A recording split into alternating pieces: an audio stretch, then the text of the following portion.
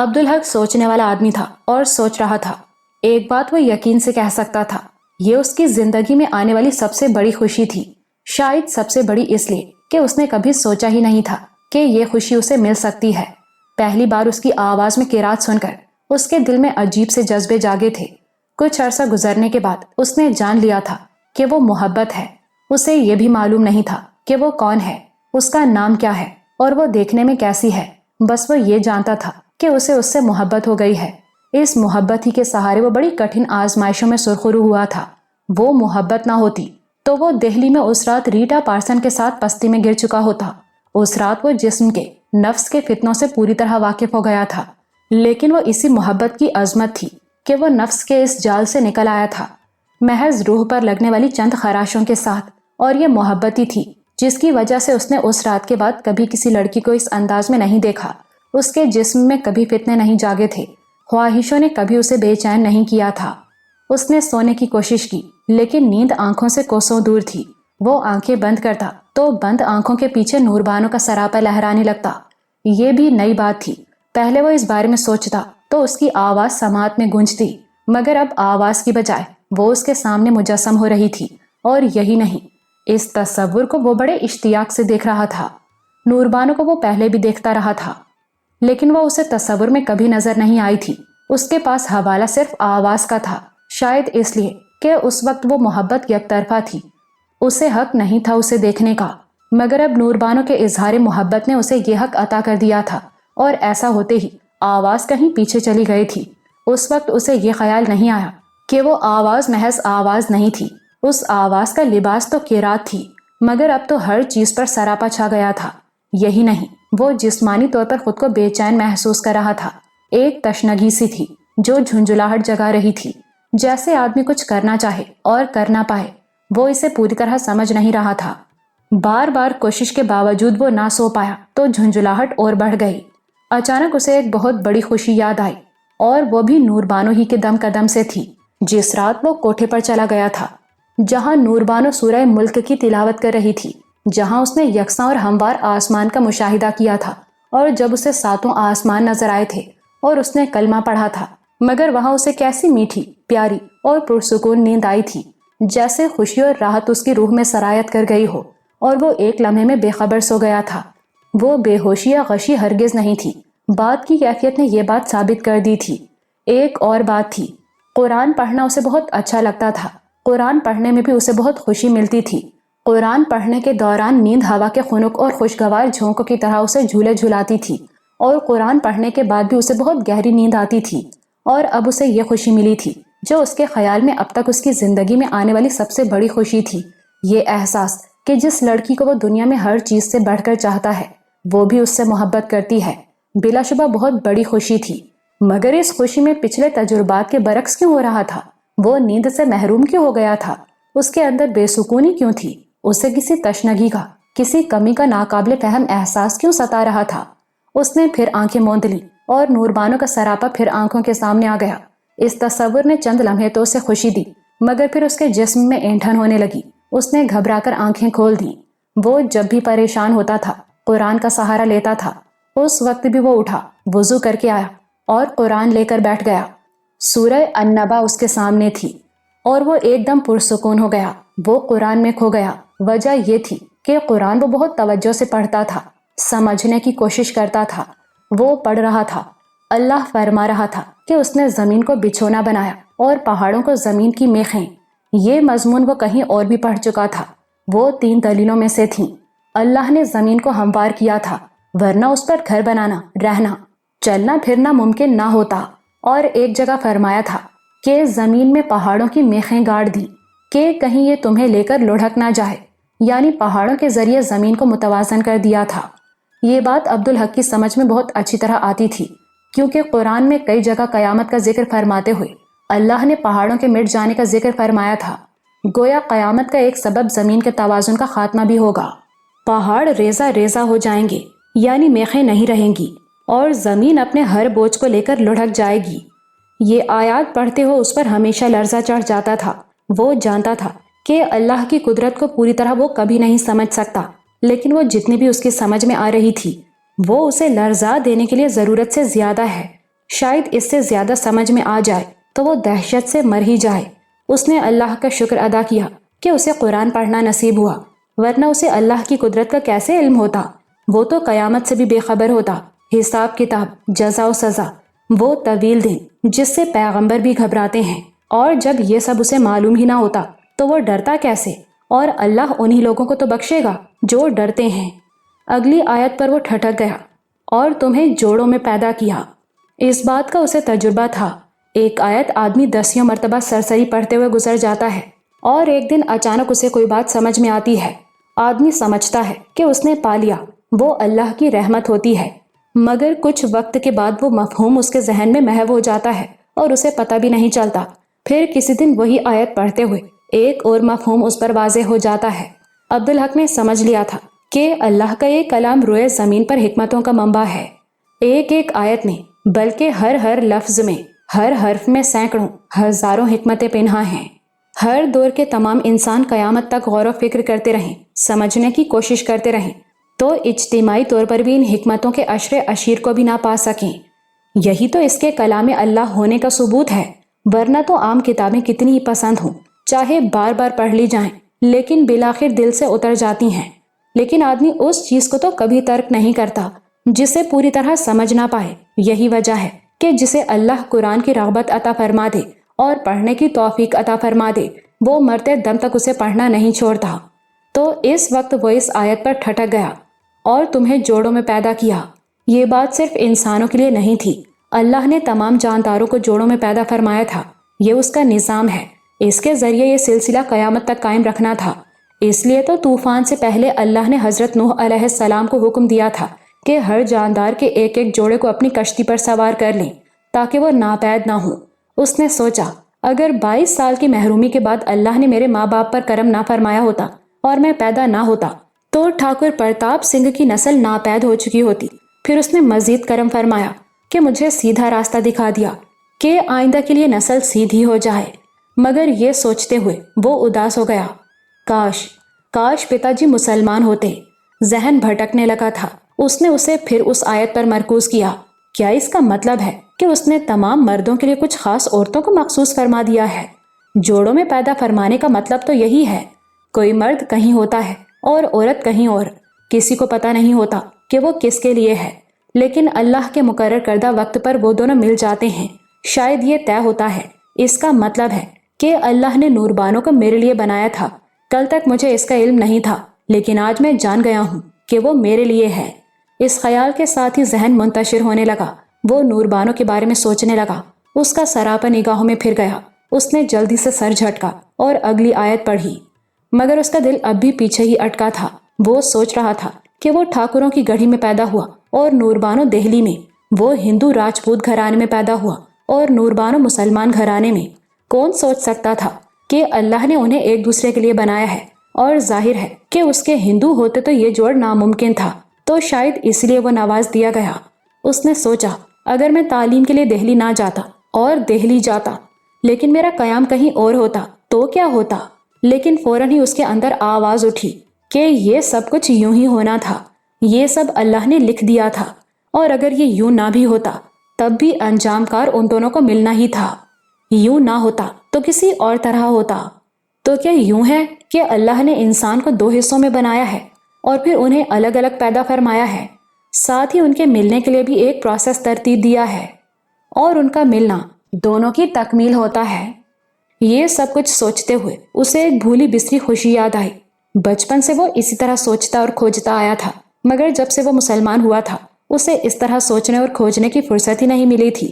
اسلام قبول کرتے ہی سفر کا حکم نامہ ملا تھا، پھر زندگی کی دوسری مصروفیات ایسی شروع ہوئیں کہ وہ سب کچھ بھول ہی گیا۔ لاہور میں وہ نت نئے مشاہدات میں گھرا رہا۔ یہ البتہ بڑی بات تھی کہ قرآن وہ بہرحال باقاعدگی سے پڑھتا رہا، اور نماز بھی۔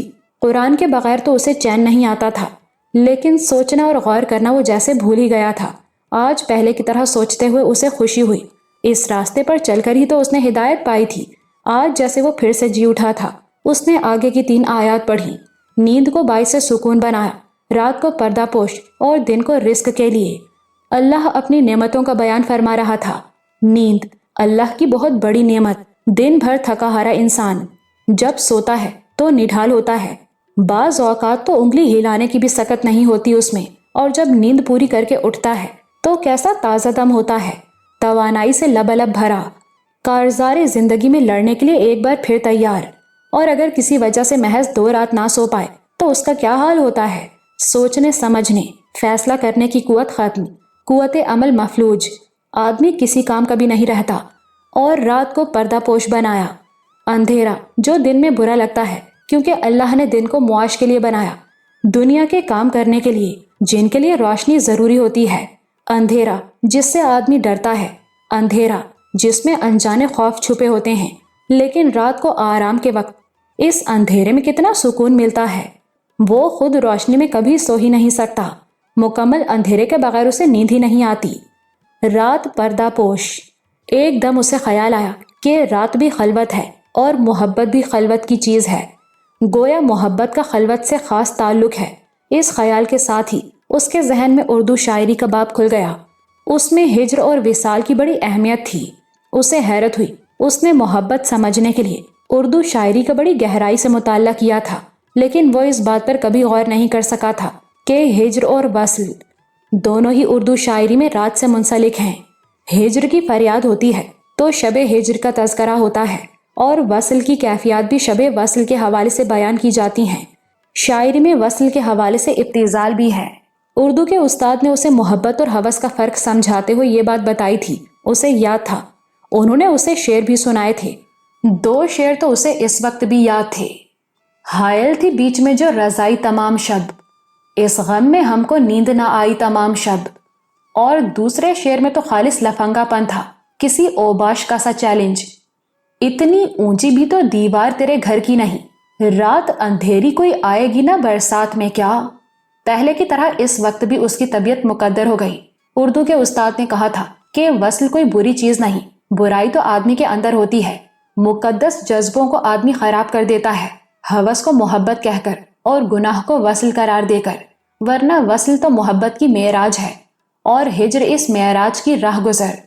मासियत और मासूमियत में पाताल और आसमान जितना फासला है, उसने सोचा। लेकिन गुनाह और वस्ल दोनों के लिए है रात ही। जिस्मों के बाजार भी रात ही को सजते हैं, दिन में सोते रहते हैं। हवस परस्त भी रात ही के वक्त बाजारों का रुख करते हैं। रात पर्दापोश, उसे याद नहीं था कि उसने पिताजी और माताजी को कभी एक दूसरे के बहुत करीब देखा हो। दिन भर पिताजी या तो बाहर होते थे या बाहर दीवान खाने में, जहां वो जमीनों के मामलात निपटाते थे। फिर रात को वो अपने कमरे में सोते थे और माताजी उसके कमरे में उसके साथ सोती थीं। अब्दुल हक को सिर्फ एक ऐसा मौका याद था जब उसको माताजी के पिताजी के कमरे में जाने का इल्म हुआ था। वो शायद उस वक्त 5-6 साल का होगा। अचानक उसकी आंख खुली तो माताजी उसके पास नहीं थी।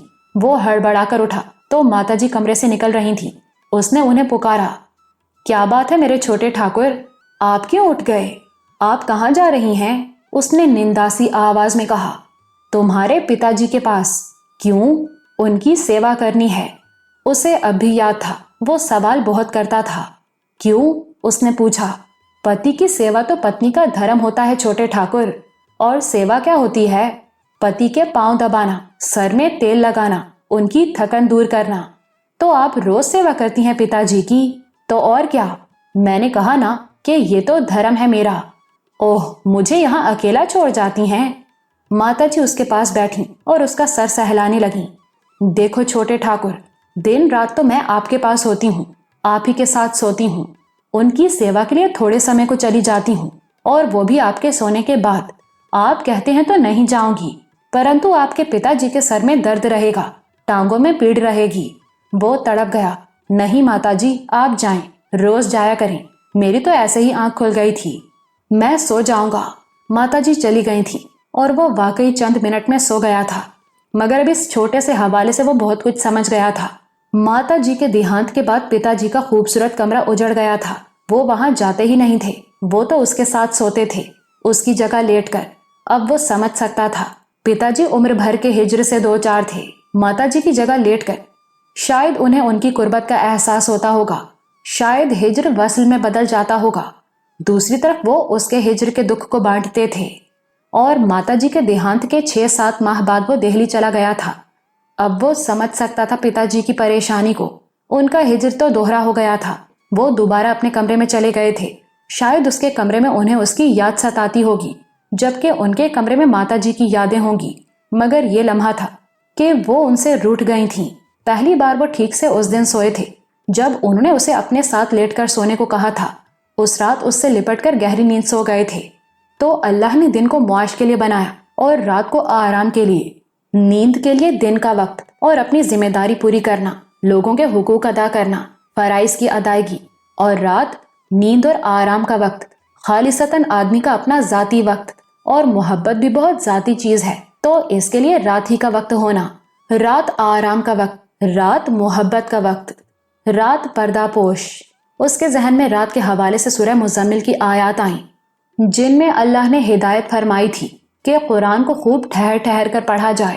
اس سے اگلی آیات میں تھا کہ رات کو اٹھنا نفس پر قابو رکھنے کے لیے اور قرآن پڑھنے کے لیے بہت ہی خوب ہے، جبکہ دن میں یقیناً ہماری بہت سی مصروفیات ہیں۔ اور ان آیات میں خطاب حضور صلی اللہ علیہ وآلہ وسلم سے تھا، لیکن ذہن میں اب بھی خلش تھی۔ کچھ اور آیات تھیں جو یاد آتے آتے رہ جاتی تھیں۔ قرآن کے معاملے میں عبدالحق کا ایک اور تجربہ تھا۔ اس میں اللہ کی رحمت بندے کے ساتھ ہوتی تھی۔ اب اسے جو آیات یاد آ رہی تھیں وہ انہیں پڑھنا چاہتا تھا، لیکن یہ یاد کرنا کہ وہ آیات کس سورہ مبارکہ میں ہیں آسان نہیں تھا۔ مگر ایسا بارہا ہوا تھا کہ اس کے دل میں ایک سورہ کا نام ابھرا اور اس نے کھول کر دیکھا تو واقعی وہ آیات اس سورہ مبارکہ میں تھیں۔ وہ سوچتا تھا کہ کوئی اس دور میں بھی معجزے دیکھنا چاہے تو قرآن کا دامن تھام کر دیکھ لے۔ یہ بھی تو معجزہ ہے کہ قرآن کو وہ لوگ بھی حفظ کر لیتے ہیں جن کی مادری زبان عربی نہیں ہوتی۔ اس امر پر اس کی حیرت کبھی کم نہیں ہوتی تھی۔ وہ جانتا تھا کہ اس کا حافظہ بہت اچھا ہے، لیکن وہ کسی درسی کتاب کے 10-12 صفحات پر مشتمل ایک باب کو بھی لفظ بہ لفظ یاد نہیں کر سکتا تھا، وہ بھی اس زبان میں جسے وہ پوری طرح سمجھ سکتا تھا، جس پر اسے قدرت حاصل تھی۔ سچ تو یہ ہے کہ وہ بھی قرآن حفظ کرنا چاہتا تھا، لیکن اسے ہمت نہیں ہوتی تھی۔ اس وقت بھی اللہ کی مدد اس کے لیے آ پہنچی۔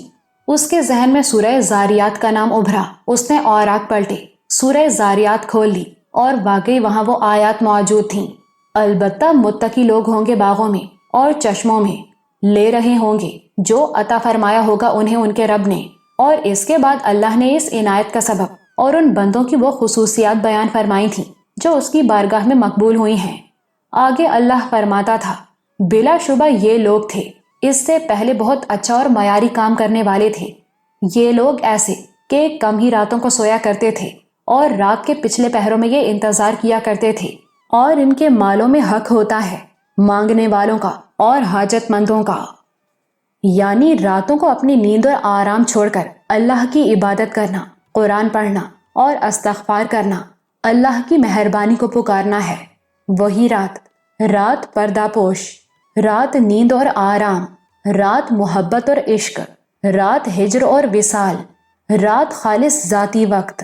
عبدالحق کو یاد آیا، ایک بار اس نے کتاب میں اللہ کے کسی برگزیدہ بندے کی سوانح میں لکھا دیکھا کہ فلاں تاریخ کو ان کا وصال ہوا۔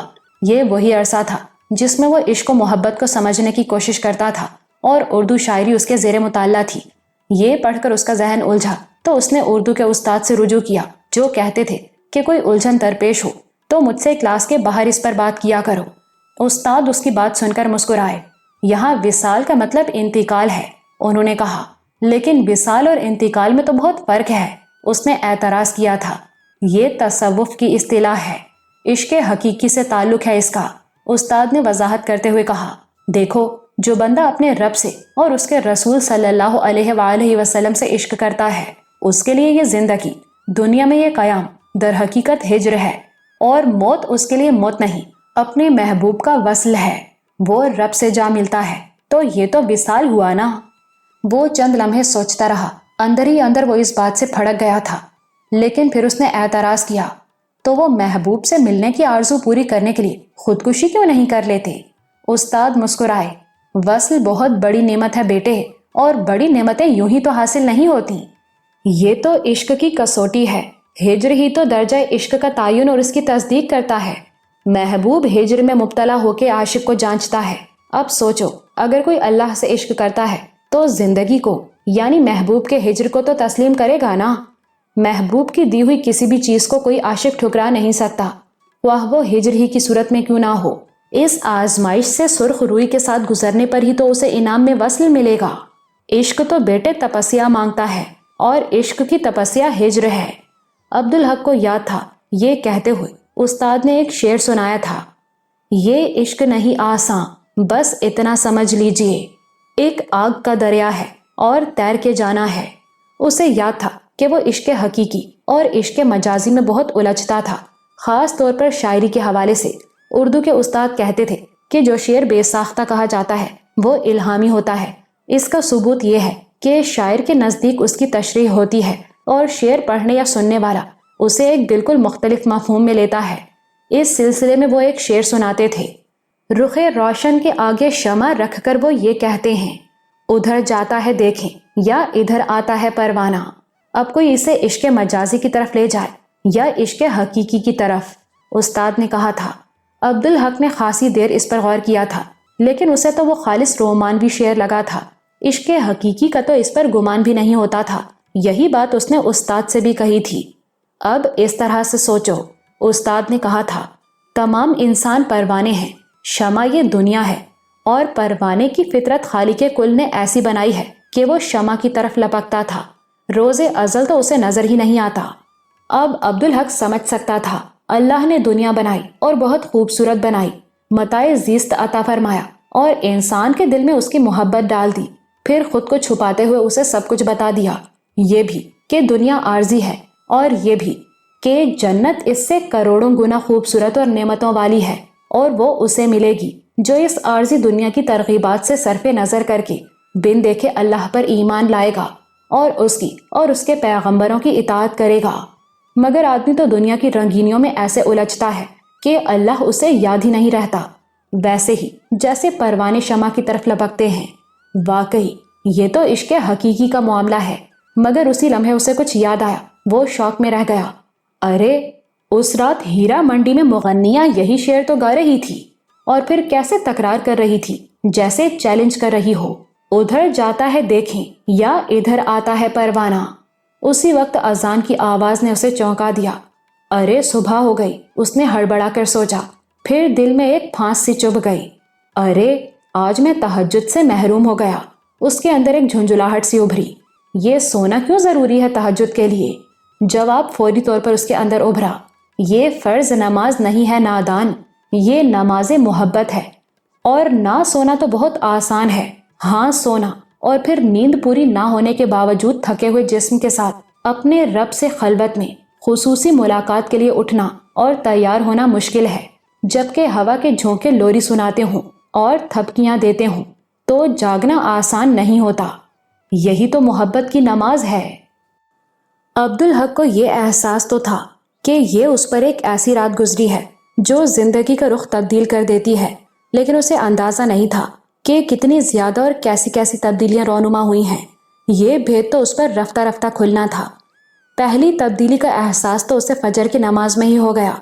नमाज में हुजूरी की वो कैफियत नहीं थी जो इस नमाज का खासा थी। अब तो नमाज में उसके तस्वुर में नूरबानों का सरापा लहरा रहा था। उसे बेचैनी तो हुई, लेकिन उसने इससे ज्यादा अहमियत नहीं दी। उसके ख्याल में ये वक्ती तब्दीली थी, लेकिन बाकी नमाजों में भी यही कैफियत रही तो वो परेशान हो गया। अगले रोज से उसने इस कैफियत से लड़ना शुरू कर दिया। यूं नमाज के दौरान वो एक बातिनी जंग लड़ने लगा।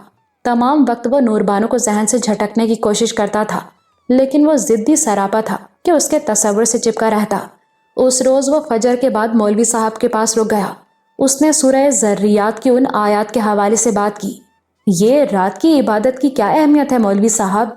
महर अली साहब ने चंद लम्हे सोचा, फिर बोले, देखो पुत्र, दिन तो अल्लाह ने दुनिया के लिए बनाया और रात आराम के लिए, मगर नमाज दिन में भी तो पढ़ी जाती है। अब्दुल हक ने एतराज किया, वो तो अल्लाह की रहमत है, वो अपने किसी बंदे को भी महरूम नहीं रखना चाहता, इसलिए दिन में भी फर्ज कर दी। अब ये समझ लो कि दिन की नमाज तो ऐसे ही है जैसे दुनिया के काम। जैसे रिस्क के लिए कोशिश करनी है वैसे ही नमाज भी पढ़नी है। ये उसकी रहमत कि उसने रात की इब्तिदा में भी नमाज फर्ज कर दी ताकि तुम आराम के लिए लेटो। तब भी तुम्हारे आमाल में ये लिख लिया जाए कि आराम से पहले भी तुमने इबादत की थी। और सुबह की नमाज फर्ज भी रहमत है کہ تم دنیاوی دن کا آغاز بھی عبادت سے کر رہے ہو اور اسی لیے فرض نماز جماعت سے ہے، ورنہ تو اللہ کو وہ اعمال بھی ناپسند ہیں جن میں دکھاوے کا شائبہ بھی ہو۔ تم نے غور نہیں کیا پتر کہ اجتماعی عبادت صرف فرض نماز ہے، باقی نماز تو گھر جا کر پڑھنا ہی بہتر ہے۔ تو دن کی نماز کو تو دنیا ہی کا کام سمجھو، تو دن میں نوافل پڑھے جا سکتے ہیں؟ یہ بہت نازک سوال ہے پتر۔ پڑھ سکتے ہو، مگر اس صورت میں کہ تم پر تمہارے اہل خانہ کے، پڑوسیوں، رشتہ داروں اور بستی والوں کے جو حقوق ہیں وہ تم نے احسن طریقے سے ادا کر دیے اور اپنے لیے حلال رزق بھی حاصل کر لیا، اور اس کے بغیر دن میں نوافل پڑھنے کا اجر نہیں۔ یہ تو میں نہیں کہہ سکتا، کوئی بھی نہیں کہہ سکتا۔ دیکھو نا، دو باتیں ہیں اس میں، ایک تو تم کسی کی حق تلفی کر رہے ہو، دوسرے لوگ تمہیں دیکھیں گے تو اس عبادت کی بنیاد پر تمہیں عابد و زاہد اور متقی اور پرہیزگار سمجھنے لگیں گے۔ تو تم سمجھو نہ سمجھو، یہ دنیا دکھاوا ہوگا جو اللہ کو پسند نہیں۔ اس لیے رات کی عبادت کی بڑی فضیلت ہے۔ بھئی رات کی عبادت تو محبت ہے، تھکے ہوئے ہو، جی چاہتا ہے کہ بس لیٹو اور سو جاؤ، لیکن جا کر وضو کرتے ہو، پھر نماز پڑھتے ہو، قرآن پڑھتے ہو، ذکر و استغفار کرتے ہو، اس وقت میں جو خالص تمہارا اپنا ہے اور تمہیں دیکھنے والا کوئی نہیں۔ اس عبادت سے تم دنیا میں عزت اور شہرت نہیں کما رہے، صرف اللہ کی خوشنودی حاصل کر رہے ہو۔ اب دوسرے زاویے سے سوچو، اپنے محبوب سے تو ہر کوئی تنہائی میں ملنا چاہتا ہے، ربط خاص تو خلوت میں ہی ہے نا، جلوت میں تو رسوائی ہوتی ہے۔ اچھے عاشق تو رسوائی گوارا نہیں کرتے، محبوب کو بھی یہ اچھا نہیں لگتا۔ تو پتر، تنہائی اور خلوت تو رات میں، رات کے اندھیرے میں ہے، جب کوئی تمہیں دیکھنے والا نہیں سوائے تمہارے محبوب کے۔ سمجھ رہے ہو نا پتر؟ رات پردہ پوش۔ عبدالحق نے دل میں سوچا، جی میں سمجھ رہا ہوں۔ اس نے مولوی صاحب سے کہا۔ مہر علی صاحب نے گہری سانس لی۔ دیکھو پتر، انسان کی فطرت ایسی ہے کہ گناہ کی طرف لپکتا ہے، اس کے لیے گناہ ہلکا ہے اور نیکی بھاری۔ اللہ گناہ کو پسند نہیں کرتا، لیکن بندے کی توبہ اسے بہت پسند ہے۔ لیکن بندے کے کھل کر اعلانیہ گناہ کرنے پر اللہ غضبناک ہوتا ہے، کیونکہ یہ ڈھیٹائی بلکہ اس سے بھی بہت آگے بڑھ کر اللہ کے خلاف اعلان بغاوت ہے۔ اور یاد رکھو، نیکی ہو یا گناہ، اللہ یہ پسند نہیں کرتا کہ بندہ اس پر گواہ بنائے، اور اللہ بہت کافی ہے گواہی کے لیے۔ وہ سمیع و بصیر ہے، علیم و خبیر ہے، سب کچھ جانتا ہے۔ گناہ کی تشہیر کی تو تم نے بغاوت کی، اعلان جنگ کیا، نیکی کی تشہیر کی تو نیک نامی اور عزت کی شکل میں صلہ وصول کر لیا۔ وہ رحیم و کریم اجر سے تو پھر بھی محروم نہیں کرے گا، لیکن جو بے حساب اجر مل سکتا تھا وہ تم نے کھو دیا۔ اور پتر، اللہ ستار العیوب ہے، پردہ رکھنے والا، وہ تو گناہ گاروں کا بھی پردہ رکھتا ہے۔ اس نے رات بنائی، پردہ پوش، گناہ بھی چھپا لیتی ہے اور نیکی بھی، جبکہ معاف کرنے والا اور اجر دینے والا تو سب کچھ جانتا ہے۔ وہ نیکی، وہ عبادت جس پر اس کے سوا کوئی گواہ نہیں، وہ تو عشق ہے، اور اس کے اجر کا تو کوئی اندازہ ہی نہیں لگا سکتا۔ اور وہ ستار تو اپنے بندوں کے گناہ بھی بندوں پر آیا نہیں کرتا۔ اب سوچو، رات نہ ہوتی تو کیا ہوتا؟ رات پردہ پوش ہے۔ اللہ نے جو کچھ بھی پیدا فرمایا اس میں اتنے بھید ہیں کہ بندہ پوری عمر کھوجتا رہے تو بھی اس پر نہ کھلے۔ مولوی صاحب نے کہا، رات کے بھیدوں کے بارے میں سوچتے رہا کرو پتر، اور اللہ سے پوچھا کرو۔ عبدالحق کو میر کا ایک شعر یاد آ گیا، یہی جانا کہ کچھ نہ جانا میر، سو بھی ایک عمر میں ہوا معلوم۔ نادرہ کو اب رات سے خوف آتا تھا، بلکہ سچ تو یہ ہے کہ اسے رات سے نفرت ہو گئی تھی۔ اسے لگتا تھا کہ رات کا سکون اور راحت وہ پیچھے ہندوستان میں ہی چھوڑ آئی ہے۔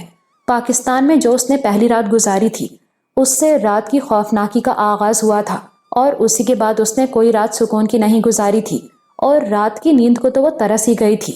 شام ہوتے ہوتے اس کا خوف بڑھتا جاتا، اور سورج غروب ہونے کے بعد تو وہ اندر ہی اندر لرزتی رہتی تھی۔ دوسرے اسے شام کے بعد سج سنور کر کوٹھے پر بیٹھنے سے نفرت تھی، حالانکہ اسے کبھی بہت زیادہ دیر وہاں نہیں بیٹھنا پڑتا تھا۔ اسے ان لڑکیوں پر ترس آتا تھا جو بعض اوقات گھنٹوں وہاں بیٹھی رہتی تھیں۔ کوٹھے پر وہ جتنی دیر بیٹھتی، سر جھکائے رہتی، نگاہ اٹھانا تو اس کے لیے ممکن ہی نہ تھا۔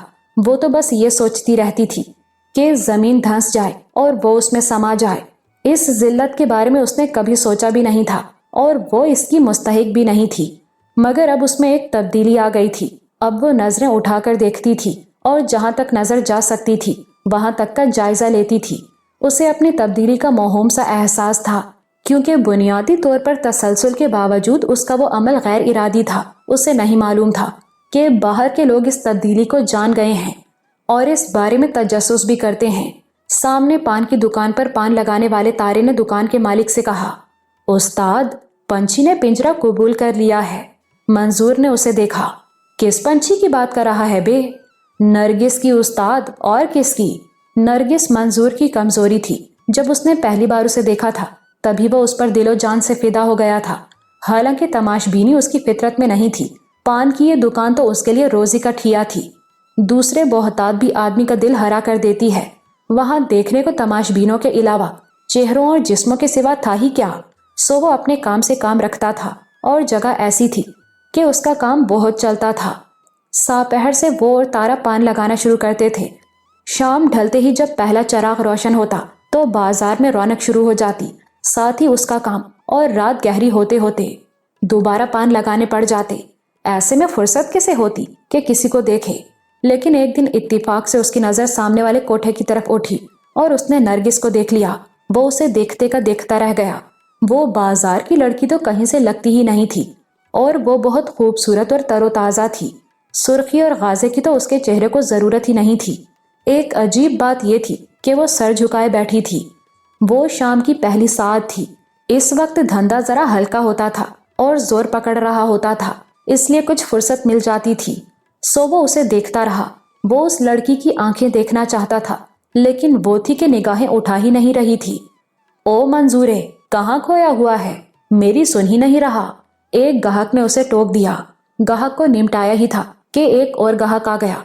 दरमियान में मोहलत मिली तो उसने कोठे की तरफ देखा, मगर वो मौजूद नहीं थी। फिर तो वो मामूल बन गया। शाम की फुर्सत में वो उसे देखता रहता।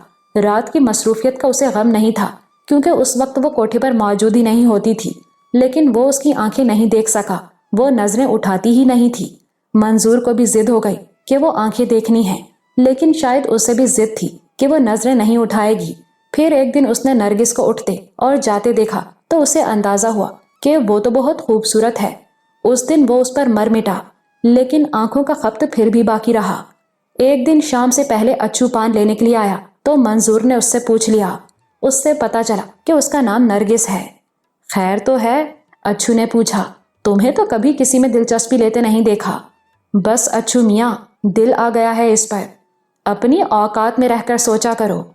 ऐसा क्या है अच्छू मियाँ? मंजूर ने तुनक कर कहा। कोठे पर तो बैठी है ना, सिर्फ इसलिए कि नीलम बाई चाहती है कि इसका दिमाग खराब ना हो, वरना तो इसके दो मुस्तकिल चाहने वाले हैं। और जानते हो दोनों क्या देते हैं? 500-500 रुपए। मंजूर की आंखें फट गईं। बेवकूफ बनाते हो उस्ताद। नहीं, और ये भी बता दूं कि 500 रुपए में भी वो लूट का माल है। उसे देखकर तो नवाबजादा अशरफ अली खान भी कुढ़ते हैं। वो तो पूरी रियासत के बदले में भी सस्ती है। मंजूर की समझ में बात नहीं आ रही थी। उसने कहा, कुढ़ते क्यों है वो नवाबजादे? इस पर के कनकर के पीछे सब कुछ लुटा दिया, और कनकर हो गए तो हीरा नजर आ गया। अब हीरे को छूना भी चाहे तो छू नहीं सकते। ये हैं कौन नवाबजादा? क्या नाम है उनका? अशरफ अली खान। और ये नाम है नहीं था, नवाब की औलाद थे। बाप बहुत कुछ छोड़कर मरे। दौलत, हवेली, जमीन जायदाद। बदकिस्मती से यहाँ बाजार में आए और किसी को देखकर दिल हार बैठे तुम्हारी तरह। बस फिर क्या था, एक मुस्कुराहट के लिए दोनों हाथों से दौलत लुटाने लगे। और मंजूर, दौलत कितनी ही हो, लुटाओ तो एक दिन खत्म हो जाती है। सो वो भी खाली हो गए। खानदानी हीरे जवाहिरात तो वैसे ही महबूबा की नजर कर दिए थे, मगर इससे कुछ नहीं होता। तवाइफ की तारीफ ये है कि तोहफों से कभी नहीं बहलती। दौलत का चढ़ावा भी जरूरी है, तभी तो वो कुछ दिन के लिए ही सही किसी एक की होकर बैठती है। तो जमीन जायदाद गिरवी हुई, फिर हवेली भी रहन रखनी पड़ी। ऐसे खाली हुए कि रहने का ठिकाना भी नहीं रहा। उन्हें कोई परवाह भी नहीं थी। कोठे पर आकर बताया तो महबूबा ने मुंह फेर लिया। वस्ल का दरवाजा तो उसी दिन बंद हो गया। लेकिन उन्होंने सोचा, वस्ल ना सही, दीदार तो होता रहेगा। सो इसी दर के कुत्ते बन गए। अब नरगिस को देखा तो सोचते थे कि जितना नीलम पर गंवाया اللہ نے اس سے 100 گنا زیادہ بھی دیا ہوتا تو نرگس کی محض ایک مسکراہٹ پر قربان کر دیتے۔ وہ تو میاں منظور ہیرا ہے، ہیرا۔ منظور حیرت سے وہ داستان سن رہا تھا۔ وہ چپ ہوئے تو بولا، مگر تم یہ سب کچھ کیسے جانتے ہو اچھو میاں؟ اچھو میاں کے ہونٹوں پر ایک تلخ مسکراہٹ مچلی اور آنکھیں نم ہو گئیں۔ بہت ناسمجھ ہو میاں، وہ میں ہی تو ہوں، جب کا نوابزادہ اشرف علی خان اور آج کل کا اچھو۔ منظور سے تو کچھ دیر بولا ہی نہیں گیا، مگر آتش شوق بھڑک اٹھی تھی۔ 500 روپے بہت بڑی رقم تھی، لیکن وہ بھی گیا گزرا نہیں تھا۔ رات تک 10 سے 15 سیر پان نکال لیتا تھا، بچت بھی 100 سے کم نہیں ہوتی تھی، کبھی 200 بھی ہو جاتی تھی۔ تو کیا وہ شوق کے لیے ایک بار 500 بھی خرچ نہیں کر سکتا؟ صرف ایک بار۔ سو اس نے دل کڑا کر کے کہا، اچھو میاں میں بھی 500 دوں گا، ایک بار مجھے اس سے ملوا دیں۔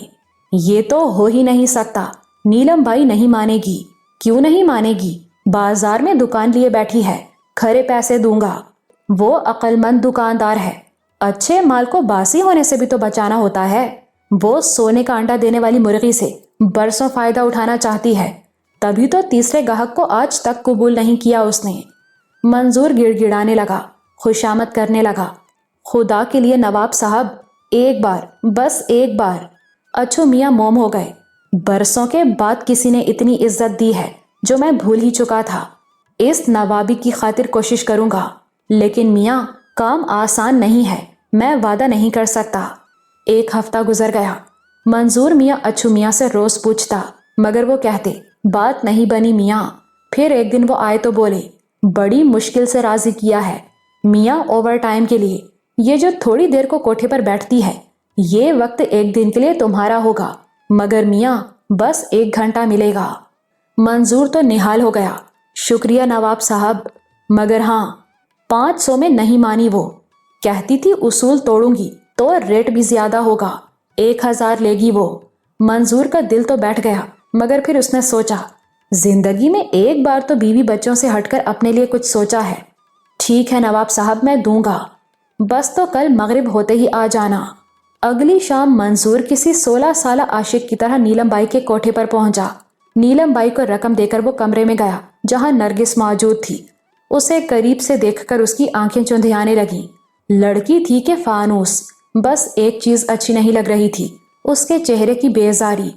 آپ مسکراتی نہیں؟ اس نے بات شروع کی۔ وہ بہت مروب ہو رہا تھا۔ اس کا آپ سے کیا واسطہ، آپ اپنا مطلب پورا کریں۔ بڑی بے رخی سے جواب ملا۔ اچھا آپ نگاہیں تو اٹھائیں، مجھے آپ کی آنکھیں دیکھنے کا بہت شوق ہے۔ آنکھوں کی قیمت آپ نے ادا نہیں کی ہے تو وہ بھی لے لیجئے، اس نے خوش دلی سے کہا۔ اللہ کا شکر ہے، ابھی میرے پاس بہت کچھ ہے جو برائے فروخت نہیں ہے۔ وہ اصرار کرتا رہا اور وہ سخت ہوتی گئی۔ آخر وہ جھنجھلا گیا۔ 1000 روپے اس کی کم از کم 6 ماہ کی کمائی تھی، اور یہاں گھاسی نہیں ڈالی جا رہی تھی۔ وہ تو محبت کرنے والے کی حیثیت سے آیا تھا، مگر یہاں اسے تماشبین بنایا جا رہا تھا۔ لیکن وہ تماشبین تھا نہیں۔ اپنی بھاری رقم وصول کرنے کی جھنجھلائی ہوئی کوشش میں وہ تماشبین بن تو گیا، مگر تماشبینوں والی فطری جارحیت اس میں بھی نہیں تھی، اور دوسرا فریق عدم تعاون کا مظاہرہ کر رہا تھا۔ اس کی سمجھ میں کچھ بھی نہیں آیا۔ وہ خوبصورت لڑکی اس کے لیے تو برف کی سیل ثابت ہو رہی تھی۔ تماشبین نہ ہونے کی وجہ سے منظور احساس کمتری میں مبتلا تھا۔ اس نے اس صورتحال کو سمجھنے کی کوشش کی تو وہ بھی اسی احساس کے تحت۔ اس کا خیال تھا کہ ایک تو اوور ٹائم ہونے کی وجہ سے نرگس جھنجھلا رہی ہوگی، دوسرے اسے معلوم ہوگا کہ وہ سامنے پان کی دکان چلانے والا منظورہ ہے، اس لیے وہ اس کی تحقیر کر رہی ہے۔ وہ اپنی دکان پر پہنچا تو اسے احساس ہو رہا تھا کہ وہ بری طرح لٹ گیا ہے۔ اتنی بھاری رقم خرچ کرنے کے بعد بھی اسے کچھ نہیں ملا۔ اسے تو عزت بھی نہیں ملی۔ اسے نہیں معلوم تھا کہ یہ بات وہ نرگس سے کہتا تو جواب ملتا، نادان ہو، عزت لینے اس کے پاس آئے ہو جس کی اپنی کوئی عزت نہیں۔ مالی نقصان کا احساس تو خیر فوراً ہی ختم ہو گیا تھا۔ اس نے سوچا، کوئی بات نہیں، 6 مہینے بعد ہی صحیح، رقم تو پوری ہو جائے گی۔ وہ سمجھے گا کہ اس کو 1000 روپے میں بہت اچھا سبق مل گیا ہے۔ بازار میں وہ روزی کے لیے بیٹھا ہے، تماشبین کے لیے نہیں۔ یہ تجربہ اسے ہمیشہ یاد رہے گا۔ لیکن رہ رہ کر اسے ایک خیال ستاتا تھا، کاش اس نے وہ آنکھیں دیکھ لی ہوتی، پھر اسے کوئی غم نہ ہوتا۔ اور اب اس نے دیکھا کہ نرگس کی نظریں اٹھی ہیں और वो भी ऐसे कि झुकने का नाम ही नहीं ले रही हैं। वो सब कुछ भूल गया और उसे देखता रहा। उन आंखों को देखने की तो उसे आरजू थी। फासला ज्यादा नहीं था, दरमियान में पतली सी सड़क थी जिसके इस तरफ वो बैठा और उस तरफ वो कोठा था। रोशनी की भी चकाचौंध थी, लेकिन नरगिस दूसरी तरफ देख रही थी। वो बहरहाल मसहूर सा होकर उसे देखता रहा। फिर नरगिस ने सर घुमाया और दुकान के बराबर होटल में बैठे हुए लोगों को देखने लगी। ये वो लम्हा था जब मंजूर ने उसकी आंखें देखी। वो बहुत खूबसूरत शरबती आंखें थीं। मंजूर को लगा कि उसके 1000 रुपए आज वसूल हुए हैं। उसी लम्हे उसके दिल में फिर आरजू जागी कि वो इन आंखों को सामने बैठकर देखे, लेकिन फौरन ही वो चौकन्ना हो गया। हमाकत एक ही बार अच्छी होती है, वो भी सिर्फ सबक सीखने के लिए। नरगिस अब दूसरी तरफ देख रही थी, मगर मंजूर उसी को देखता रहा। वो इन निगाहों के सफर को समझ चुका था। उसकी तवक्को के ऐन मुताबिक चंद लम्हों के बाद वो नजरें सफर करती हुई फिर होटल पर आ रुकी और चंद लम्हे बाद फिर पहली सिमत घूम गईं। इतनी देर में मंजूर सब कुछ समझ गया था। नहीं तारे, तेरा ख्याल गलत है, उसने तारे से कहा। पान लगाने में मुनहमिक तारे ने सर उठाकर हैरत से उसे देखा। कौन सा ख्याल उस्ताद? वो इतनी देर में इस बात को भूल भी चुका था। पंछी ने पिंजरे को अब भी कबूल नहीं किया है। देखो तो उस्ताद, कैसे शौक से बाजार की रौनक को देख रही है। पहले तो नजर ही नहीं उठाती थी। तू अभी बच्चा है तारे, इसकी नजरों में शौक नहीं, तलाश है। तलाश? कैसी तलाश उस्ताद? ये तो मुझे नहीं मालूम, पर लगता है कि पंछी किसी ऐसे मेहरबान को तलाश कर रहा है जो उसके ख्याल में पिंजरे का दरवाजा खोल सकता है। ये आंखें रिहाई के ख्वाब देख रही हैं तारे। और तारा मंजूर को हैरत से देखने लगा। पुत्र अब्दुल हक, तुमने लाहौर का हाल तो मुझे सुनाया ही नहीं, मौलवी मेहर अली ने कहा। वो फजर की नमाज के बाद मस्जिद में बैठे थे। मैं तो खुद आपसे बात करना चाहता था, अब्दुल हक ने गहरी सांस लेकर कहा। क्या कहूँ मौलवी साहब, वहां तो मैंने एक और ही दुनिया देखी। दुनिया के तो इतने रंग है पुत्र कि आदमी देखे तो हैरत में डूब जाए। मगर मुझे तो बस दुख हुआ मौलवी साहब, और दुख से बढ़कर मायूसी। मौलवी साहब ने उसके लहजे में आजर्दगी से अंदाजा लगाया कि उसके दिल पर बहुत बोझ है। मुझे बताओ पुत्र। फिर अब्दुल हक बोलता रहा और वो सुनते रहे। कई बार उनका जी चाहा, लेकिन उन्होंने उसे दरमियान में नहीं टोका। तुम्हारा दुख तो मेरी समझ में आता है पुत्र, पर मायूसी नहीं। उसके खामोश होने के बाद मौलवी साहब ने कहा, मैंने मुसलमानों का जो हाल देखा है उसमें मायूसी तो होनी है, जबकि मैं एक नौ मुस्लिम हूँ। मैं बुराई और भलाई का फर्क समझ सकता हूँ, तो वो क्यों नहीं समझते जो नस्लों से ईमान पर हैं, पैदा ही मुसलमान हुए। तुम क्या समझते हो पुत्र कि मुसलमान होना कामयाबी की जमानत है? मौलवी साहब के लहजे में बड़ी मानूस सी मगर हल्की सी सख्ती थी। और क्या तुम समझते हो कि मुसलमान होने से बशरियत खत्म हो जाती है? क्या मुसलमान को दुनिया से और दुनियावी साजो सामान से मोहब्बत नहीं रहती? क्या तरगीबात उस पर असरअंदाज नहीं होती? क्या शैतान उसे बहकाता नहीं, वरगलाता नहीं? मेरे पुत्र, वो तो शायद सबसे ज्यादा मेहनत ही मुसलमान पर करता है।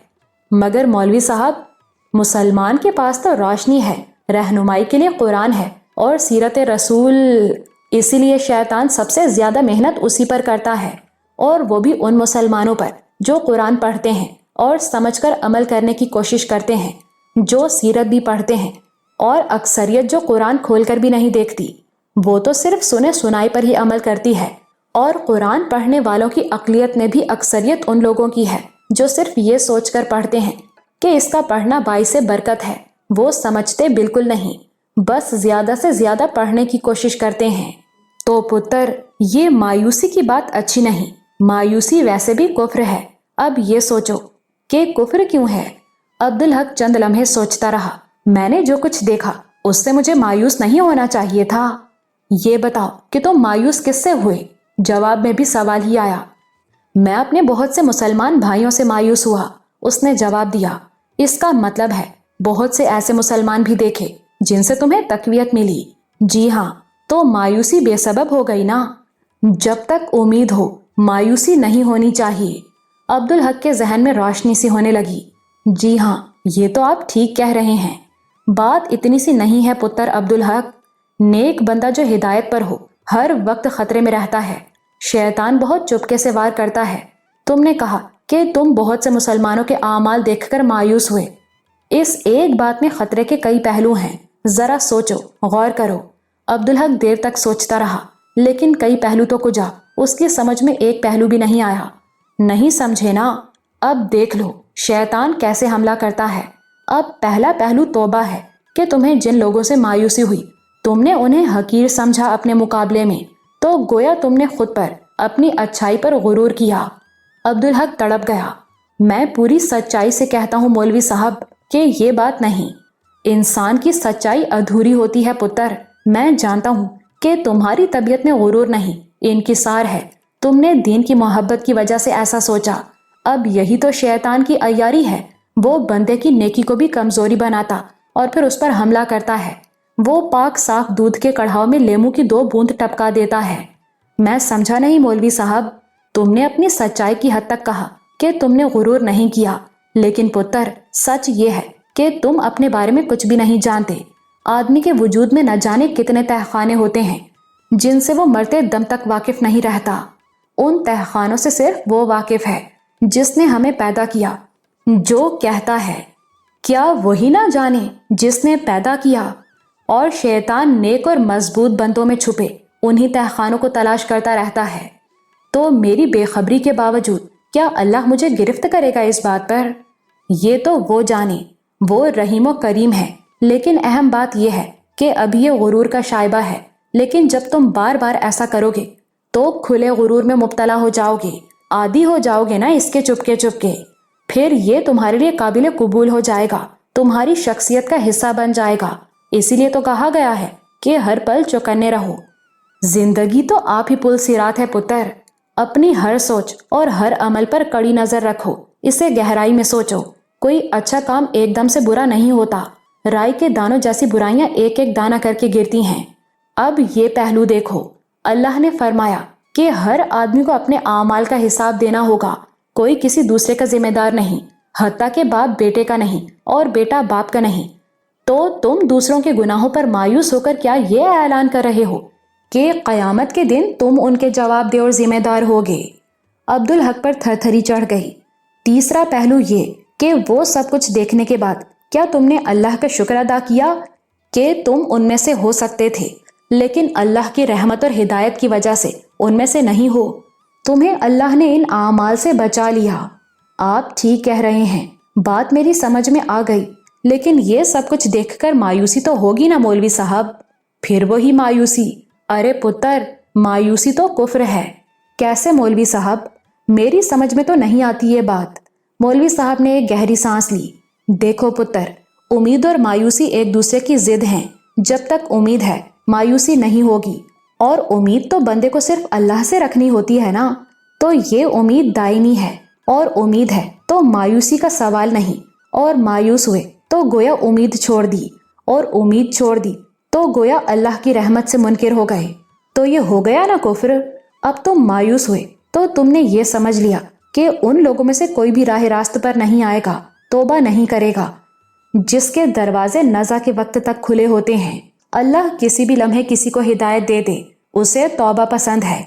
वो तौबा कबूल कर ले तो बंदे के सारी उम्र के गुनाह धुल जाते हैं। वो बच्चों की तरह मासूम हो जाता है। इसीलिए तो काफिर को काफिर नहीं कहना चाहिए। कौन जाने कि अल्लाह की रहमत से उसका खात्मा ईमान पर हो।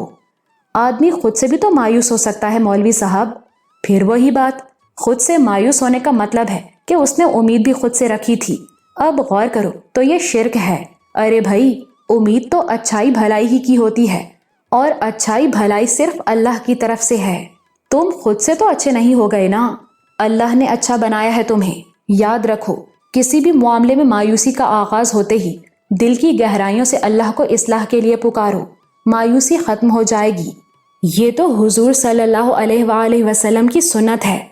आप सल्लल्लाहु अलैहि वसल्लम से ज्यादा तो किसी को इंसानों की फलाह की फिक्र नहीं हुई। सूरह कहफ में अल्लाह ने आप सल्लल्लाहु अलैहि वसल्लम से खिताब करते हुए फरमाया, क्या तुम इस गम में खुद को घुला लोगे कि ये लोग ईमान नहीं लाते?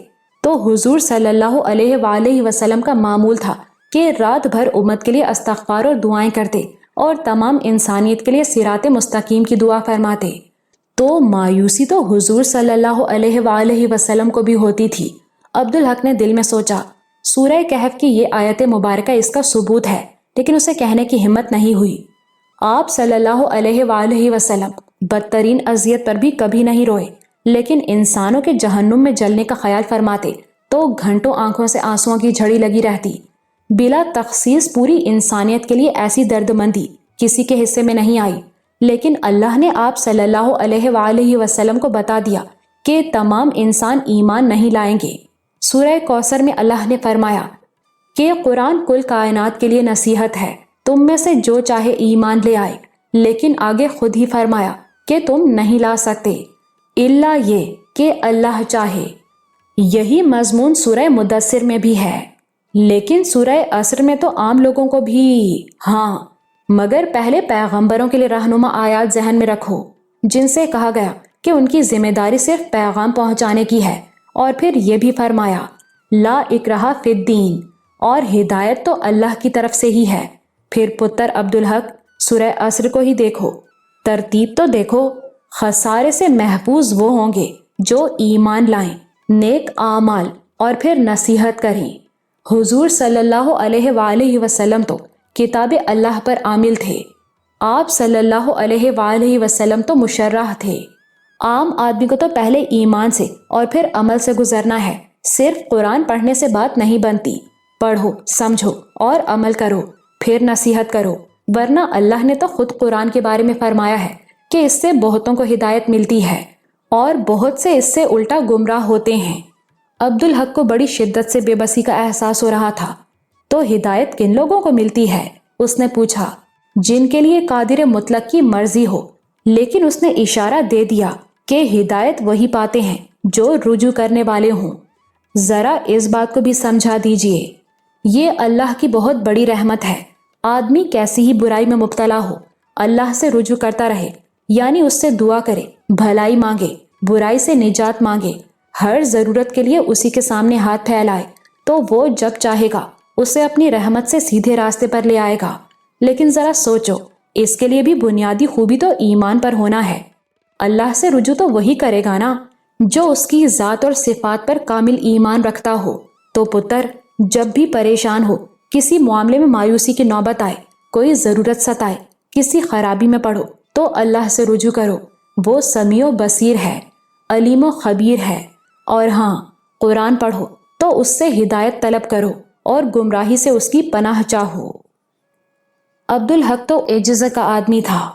مولوی صاحب کے منہ سے یہ سننا کہ وہ غرور میں مبتلا ہوا اسے اچھا نہیں لگا۔ وہ تو خود کو عام لوگوں سے کمتر سمجھتا تھا، اس لیے کہ وہ ٹھاکر پرتاپ سنگھ کا بیٹا تھا اور اپنے ماں باپ کے لیے مغفرت کی دعا بھی نہیں کر سکتا تھا، جبکہ دوسرے جدی پشتی مسلمان تھے۔ یہ ایک طرح کا شدید احساس کمتری اور احساس محرومی اس کے اندر موجود تھا، مگر مولوی صاحب کی یہ بات اس کے دل کو لگی کہ آدمی کو ہر پل اپنی تبدیلیوں سے اور شیطان کی کاروائیوں سے چوکنا رہنا چاہیے۔ اس کی روشنی میں اس نے سوچا کہ عین ممکن ہے اس احساس کمتری اور محرومی کے تحت وہ دوسروں کو برائیوں میں مبتلا دیکھ کر بظاہر کوڑتا ہو، لیکن اندر ہی اندر خوش ہوتا ہو، سوچتا ہو کہ وہ ان سے بہتر ہے جو ایمان پر پیدا ہوئے۔ ویسے وہ ان دنوں باطنی طور پر شدید جھنجھلاہٹ کا شکار تھا۔ اس کی وجہ یہ تھی کہ نوربانوں کا تصور ہر وقت اس کے ذہن پر چھایا رہتا تھا۔ اس کے نتیجے میں نماز میں حضوری سے بھی محروم ہو گیا تھا اور قرآن پڑھنے میں بھی وہ بات نہیں رہی تھی۔ اگرچہ نوربانوں کا تصور اسے بہت خوشی دیتا تھا، لیکن یہ احساس بھی رہتا تھا کہ کوئی بہت قیمتی چیز اس سے چھن رہی ہے۔ پھر اس دن ڈاکٹر صاحب اس سے زرینہ کے لیے اپنے بیٹے اکبر کا رشتہ مانگنے کے لیے آ گئے۔ ہمارے لیے تو یہ بڑا اعزاز ہے ڈاکٹر صاحب، اس نے بڑے خلوص سے کہا، لیکن مجھے اس سلسلے میں اماں سے بات کرنا ہوگی اور پھر زرینہ کی مرضی بھی معلوم کرنا ضروری ہے۔ آپ برا نہ منائیے گا، میں آپ کو چند روز بعد جواب دے سکوں گا۔ ارے نہیں بیٹے، اس میں برا ماننے کی کیا بات ہے؟ دیکھو، ہم جو مانگ رہے ہیں وہ ہمارا حق تو نہیں ہے، ہمیں مل جائے تو تمہارا ہم پر احسان۔ بس آپ ایسا کہہ کر مجھے شرمندہ نہ کریں، آپ بڑے ہیں، میں انشاءاللہ خود آپ کے پاس حاضر ہوں گا۔ تو اب اسے زرینہ سے اس سلسلے میں پوچھنا تھا۔ دن بھر وہ سوچتا رہا کہ اس سے کیسے بات کرے، کیا کرے۔ یہ معاملہ وہ اماں پر چھوڑ نہیں سکتا تھا۔ وہ نہیں چاہتا تھا کہ زرینہ کا ماضی کسی کے علم میں آئے، لیکن اب سمجھ میں آ رہا تھا کہ یہ آسان کام نہیں ہے۔ رات کا کھانا اس کے لیے بڑی راحت بن گیا تھا۔ وہ کھانا کم کھاتا اور نوربانو کو زیادہ دیکھتا، اور جب بھی وہ اسے دیکھتا تو وہ اسے اپنی ہی طرف متوجہ پاتا۔ और वो नजरें मिलने के बाद भी नजरें नहीं झुकाती थी। ये बात भी उसे अच्छी लगती थी। कभी कभी उसे डर लगता कि ये तब्दीली जो बिल्कुल अचानक और बहुत तेजी से आई है, कहीं बुरी तो नहीं। उसका दिल चाहता था कि हर वक्त नूरबानो को देखता रहे। वैसे तो वो तमाम वक्त ही तस्वर में उसकी निगाहों के सामने रहती थी, लेकिन हकीकत में रूबरू देखने की तो बात ही और थी। इस लुत्फ का तो कोई नेमुल बदल था ही नहीं। यही वजह थी कि वो दिन भर कोशिश करता रहता था कि नूरबानो से सामना हो जाए, और ऐसा होता भी रहता था। देखने का वो लुत्फ अजीब था। उसके रगों पे में सनसनी दौड़ने लगती थी। एक अजीब सा हैजान उस पर तारी हो जाता था, और वो लुत्फ अपनी जगह। लेकिन वो निगाहों से दूर होती तो फौरन ही उसे किसी कमी, किसी तशनगी का एहसास सताने लगता, और वो कमी, वो तशनगी उसकी समझ में नहीं आती थी, और समझ में ना आने वाली बातों से उसे उलझन होती थी। मगर वो ये बात किसी से पूछ भी नहीं सकता था, मौलवी साहब से भी नहीं। उस रात खाने के बाद सब लोग चले गए और वो मामूल के मुताबिक अम्मा के पास बैठा रहा। सुना है डॉक्टर साहब आए थे तेरे पास, जरीना के रिश्ते ही के लिए आए होंगे ना? जी अम्मा। तो तूने क्या कहा? सुन पुत्र, ऐसे रिश्ते किस्मत से ही मिलते हैं। फिर भी अम्मा, जिंदगी तो उसे ही गुजारनी है, अब्दुल हक ने कहा, और वो अम्मा को असल बात तो नहीं बता सकता था। तो फिर देर ना कर, बात कर ले उससे। जी अम्मा, आज ही कर लूंगा। अपने कमरे की तरफ जाते हुए वो एक लम्हे को नूरबानो के दरवाजे पर रुका। जरीना, उसने पुकारा, सो तो नहीं गई तुम? अंदर से जरीना लपकी हुई आई। जी भाई, जरा मेरे कमरे में आओ, कुछ बात करनी है। ये कहकर वो आगे बढ़ गया। जरीना कमरे में गई और अपनी चादर उठाई। न जाने क्या बात है, वो बड़बड़ाई। लहजे में तशवीश थी। नूरबानो ने सर उठाकर देखा। तो परेशान क्यों हो रही हो? बड़ी बेरुखी से बात की है भाई ने, मुझे तो डर लग रहा है। नूरबानो मुस्कुराई। बेरुखी नहीं, वो घबराए हुए होंगे। ऐसी बातों का तजुर्बा कहाँ है उन्हें? कैसी बात? अरे पगली, आज डॉक्टर साहब आए थे तुम्हारे रिश्ते के लिए। ये सुनते ही जरीना का चेहरा फक हो गया। अरे ये क्या? नूरबानो उठ बैठी। तुम तो पीली पड़ गई एकदम। कुछ नहीं, मुझे डरने की आदत हो गई है, जरीना ने कहा, और चादर लपेटकर कमरे से निकल गई। आओ जरीना, यहाँ बैठो, अब्दुल हक ने मसहरी से उठते हुए कहा। जरीना वहीं बैठ गई जहां पहले वो बैठा था। अब्दुल हक अपने लिए कुर्सी लाया और उसके सामने बैठ गया। जी भाई, क्या बात है? जरीना ने धीमी आवाज में पूछा। बात क्या, खुशखबरी है। तुम्हारे लिए इस बस्ती के सबसे अच्छे घर से रिश्ता आया है। जी भाई, मुझे मालूम है। अब्दुल हक ने चौंक कर गौर से उसे देखा। क्या बात है, तुम्हें पसंद नहीं ये रिश्ता? ये बात नहीं भाई, लेकिन मैं किस काबिल हूँ ये बात तो आप भी जानते हैं, जरीना ने कहा। फिर बोली, मैं तो शादी करना ही नहीं चाहती भाई। ये तो बड़ी अहमकाना बात है। तुम जो कुछ भी थी, अब मेरी बहन हो, और हर भाई अपनी बहन की शादी करना चाहता है। आप ठीक कह रहे हैं भाई, मगर मुझे बहुत डर लगता है शादी से। अरे बेवकूफ, वो बहुत अच्छे लोग हैं। इस बात से तो और ज्यादा डरती हूं मैं उनके काबिल हूं ही नहीं। फजूल बात है, तुम मजलूम हो, गुनाहगार नहीं। ये आप सोचते हैं, जरूरी नहीं कि दूसरे भी इसी अंदाज में सोचें। मगर मेरी बहन, तुम सारी जिंदगी यूं ही तो नहीं गुजार सकती, अब्दुल हक ने बड़ी शफकत से कहा। जरीना ने एक गहरी सांस ली। देखें भाई, मुझे आपसे ऐसी बातें नहीं करनी चाहिए, लेकिन मजबूरी है, उसने माजरत ख्वाहाना लहजे में कहा। ये जो शादी नहीं करना चाहती तो इसकी कई वजूहात हैं, और हर वजह अहम है, इसे नजरअंदाज नहीं किया जा सकता। अच्छा मुझे बताओ, मैं कोई हल निकाल लूंगा, अब्दुल हक ने पुरएतमाद लहजे में कहा। पहली बात तो ये कि मेरी हकीकत जानने के बाद कोई गया गुजरा घराना भी मुझे कबूल नहीं करेगा, तो हम उन्हें बताएंगे ही नहीं। मतलब ये कि हम उन्हें धोखा देंगे। अब्दुल हक सन्नाटे में आ गया। इस पहलू से तो उसने सोचा ही नहीं था। अब दूसरी और इससे ज्यादा अहम वजह सुन लीजिए। मैं आपके लिए तकलीफ, आज़ार और जिल्लत का सबब नहीं बनना चाहती। आप वो हैं जो मुझे गुनाहों की दलदल से निकालकर इज्जत की रोशनी में लाए हैं। मुझ जैसी लड़की को आपने बहन का दर्जा दिया। मैं आपके लिए जिल्लत का बाइस नहीं बनना चाहती। अब्दुल हक ने गौर से उसे देखा। उसकी आंखें डबडबा रही थीं, चेहरा चटक रहा था। लेकिन बात अब्दुल हक की समझ में नहीं आई थी। मैं नहीं समझता कि तुम्हारी शादी मेरे लिए बाइसे जिल्लत हो सकती है। भाई मेरी तो इज्जत है इसमें, और खुशी भी। जरीना ने रुखसार पर ढलक आने वाले आंसू पोंछ डाले। फर्ज कर लीजिए کہ ہم ان لوگوں کو یہ بات نہیں بتاتے، انہیں دھوکے میں رکھتے ہیں۔ یہ سوچیں کہ میں تو بازار میں روز نیلام ہوتی تھی۔ یہ کہہ کر وہ باقاعدہ رونے لگی۔ وہاں کوٹھے پر ہزاروں گزرنے والوں نے مجھے دیکھا ہوگا اور سینکڑوں نے۔ اس سے بات پوری نہیں کی گئی۔ اب ان میں سے کوئی شادی کے بعد مجھے دیکھے اور پہچان لے اور میری سسرال والوں کو بتا دے تو کیا وہ مجھے اپنے گھر میں رکھیں گے؟ ہرگز نہیں۔ اور اب تو میں عزت سے آپ کے گھر میں رہ رہی ہوں نا۔ اس وقت رسوائی کے ساتھ آپ کے گھر واپس آؤں گی تو آپ کی ذلت اور رسوائی ہوگی نا، اور یہ میں نہیں چاہتی اور ہونے بھی نہیں دوں گی۔ میں آپ کے پاس آؤں گی ہی نہیں تو پھر میں کہاں بھٹکوں گی؟ کوئی ظالم مجھے پھر اسی جہنم میں پہنچا دے گا۔ نہیں بھائی، میں شادی کیسے کر سکتی ہوں؟ مجھے اس کی کوئی پرواہ نہیں، عبدالحق نے مضبوط لہجے میں کہا۔ تم پھر بھی میری عزت ہی رہو گی اور میں تمہیں پھولوں کی طرح رکھوں گا میری بہن۔ یہ تو آپ کی بڑائی ہے بھائی۔ تم مجھے یہ بتاؤ میں انہیں کیا جواب دوں؟ انکار کر دیں۔ رشتے تو پھر بھی آتے رہیں گے، میں انکار کرتا رہوں گا تو اس پر باتیں نہیں بنیں گی۔ کاش میں مر گئی ہوتی، زرینہ نے کہا اور دونوں ہاتھوں سے منہ چھپا کر رونے لگی۔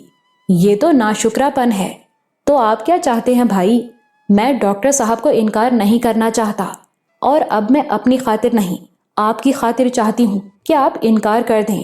تم سمجھ رہی ہو کہ یہ مسئلے کا حل نہیں، رشتے تو آتے رہیں گے، عبدالحق نے کہا۔ پھر اچانک زرینہ کی بات اس کی سمجھ میں آئی اور اس کی الجھن اور بڑھ گئی۔ یہ بتاؤ کہ میں اپنی خاطر کیوں انکار کروں؟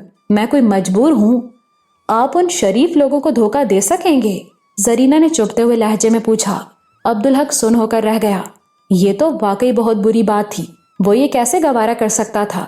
ایک یہ وجہ بھی ہے کہ میں شادی نہیں کرنا چاہتی۔ عبدالحق کو اچانک طرارا آ گیا۔ تو میں انہیں حقیقت بتا دوں گا، یہ میں نہیں چاہتی۔ کیوں؟ میں محسوس کر سکتی ہوں کہ ایسا سچ بولنا ایک بھائی کے لیے کتنا اذیت ناک ہوگا۔ آپ نے مجھے عزت دی، رشتے دیے، گھر دیا، میں آپ کو تکلیف بلکہ ذلت کیسے دے سکتی ہوں؟ مجھے کوئی پرواہ نہیں، زیادہ سے زیادہ وہ انکار کر دیں گے نا۔